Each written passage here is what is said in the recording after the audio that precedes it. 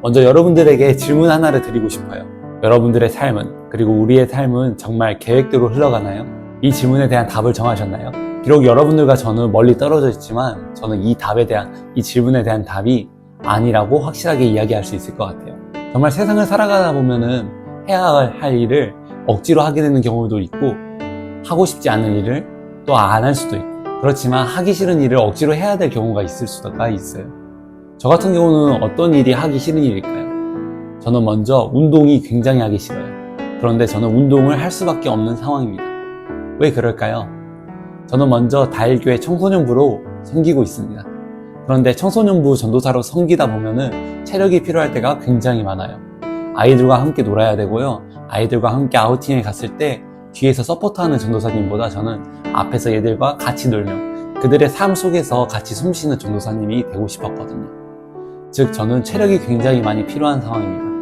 그렇기 때문에 저는 수영과 헬스를 매일매일 하면서, 또 제가 좋아하는 치킨을 참고 하루에 한 번은 현미밥과 닭가슴살로 식단 조절을 하면서 몸을 유지하고 있어요. 여러분들도 그렇지 않나요? 여러분들은 운동이 아니더라도 공부가 될 수도 있을 거고요.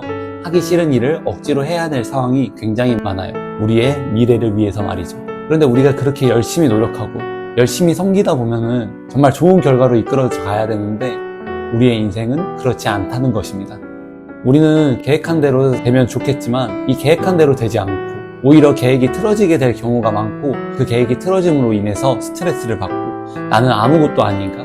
나는 정말 보잘것없는 사람인가? 라고 생각할 때가 정말 많은 것 같아요. 그런 여러분들을 위해서 이 지혜서인 잠언서를 여러분들 앞에 가지고 왔어요. 오늘 제가 하는 이 메시지가 여러분들 삶 가운데 위로와 그리고 앞으로 나아가야 할 방향이 되었으면 좋겠습니다.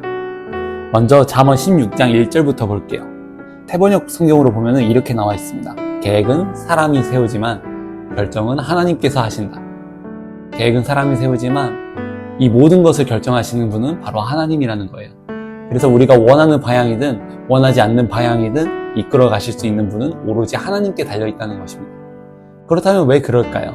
왜 우리는 계획대로 되지 않고 결정은 하나님께서 하시는 걸까요? 바로 그 뒷장 2절 말씀을 보면 나와 있습니다. 그 뒷장 2절 말씀 볼게요. 이 2절 말씀을 제가 요약해보면 이렇게 나와 있습니다. 사람은 객관적인 판단이 안 된다. 즉 자기 자신에게 너무 관대하다는 말을 하고 있는 겁니다.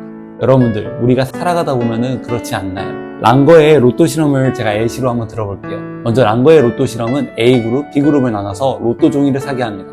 그런데 차이점은 A그룹에게는 자동번호를, B그룹에게는 수동번호를 줘요. A그룹 자동번호에 준 로또 종이를 팔겠냐고 질문했을 때 안 팔겠다는 사람이 무려 19%, 그리고 팔겠다는 사람 81%는 약 1.9달러를 줘야지 그 로또 종이를 팔겠다고 선언했어요. 그렇다면 B그룹은 어떨까요? B그룹 사람들에게 당신이 수동으로 적은 로또 종이를 남들에게 팔 생각이 있습니까? 라고 물어봤을 때 무려 38%나 되는 사람들이 안 팔겠다고 말했고, 나머지 62%에 대한 사람은 8.9달러를 줘야지 내가 그 로또 종이를 팔겠다고 말했어요. 우리가 제3자의 입장에서 보면은 이상하죠. 둘 다 당첨될 확률은 똑같은데 왜 B그룹이 약 7달러 정도야 더 비싼 돈을 주고 팔겠냐? 이렇게 의문을 생길 수가 있을 것 같아요. 이 정도로 우리는 자기 자신에 대한 통제를 할 수 있다고 생각합니다. 우리의 객관적인 판단이 안 된다는 것입니다. 잠언 3절 말씀을 보면 이렇게 나와 있습니다. 여호와께 모든 것을 맡기라고요. 우리보다 더 뛰어나신 분께, 우리보다 결정을 더 잘할 수 있는 분께 모든 것을 맡기라고. 그리하면 4절에서 8절 말씀 보다시피 이런 아름다운 세상이 정말 펼쳐질 것이라고 이 잠언서는 이야기하고 있습니다. 악인은 벌을 받고 선한 이는 복을 받는다. 그런 세상 말입니다. 그러나 여러분들, 저는 4절에서 8절 말씀을 읽으면 읽을수록 정말 마음이 아파옵니다. 아니, 정말 동의할 수가 없습니다. 우리가 살아가고 있는 이 세상은 정말 악인은 벌을 받고 착한 사람은 복을 받는 세상일까요? 아니죠. 오히려 악인이 선인을 잡아먹고 악인이 착한 사람을 잡아먹고 악인이 목소리가 크며 이 세상 속에서 떵떵거리면서 살아가고 있어요. 그러면은 잠언서는, 이 지혜서인 잠언서는 우리에게 거짓말을 하고 있는 걸까요? 저는 이 질문에 대한 답을 아니라고 확신 있게 대답할 수 있을 것 같아요. 먼저 요한계시록 22장 13절 말씀 보겠습니다. 나는 알파와 오메가요, 처음과 마지막이요, 시작과 마침이라. 무려 3번이나 강조하면서 이 이야기를 하고 있어요. 나는 처음과 마지막까지 존재하시는 이라고. 우리는 흔히 착각을 합니다. 우리가 하나님을 믿는 순간, 우리가 하나님을 따르는 순간, 정말 그 순간에 모든 것이 뒤바뀔 것이라고요. 권선징악이 명확해지고 선인은 복을 받고 악인은 벌을 받는 세상이 올 것이라고요. 즉 에덴 동산이 이 땅 가운데 펼쳐질 것이라고 생각하고 있어요. 그러나 여러분들, 우리의 계획대로 되지 않습니다.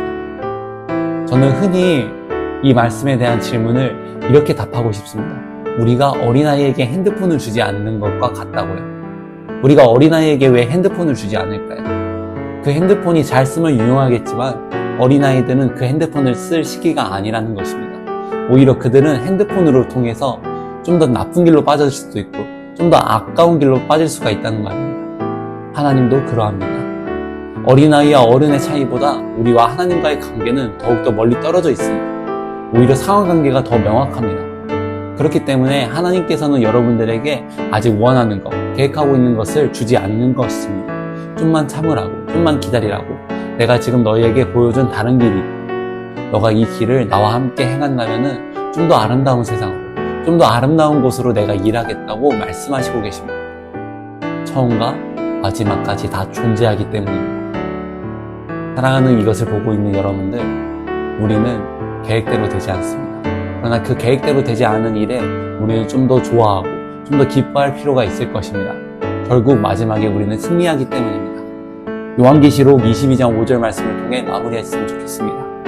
다시 밤이 없겠고 등불과 햇빛이 쓸데없으니 이는 주 하나님이 그들에게 빛이심이라. 그들이 세세토록 왕 노릇을 하리로다. 결국엔 밤이 없을 것입니다. 등불과 햇불과 햇빛도 쓸데없는 세상이 곧 올 것입니다. 정말 여호와 하나님만의 그 아름다운 빛이 이 땅 가운데 존재할 것이고 여호와 하나님만의 빛이 이 땅 가운데 비침으로 정말 우리가 노력하고 있는 그 모든 것들이 쓸모없어질 정도로 아름다운 세상이 이 땅 가운데 펼쳐질 것이라고 요한계시록은 말하고 있습니다.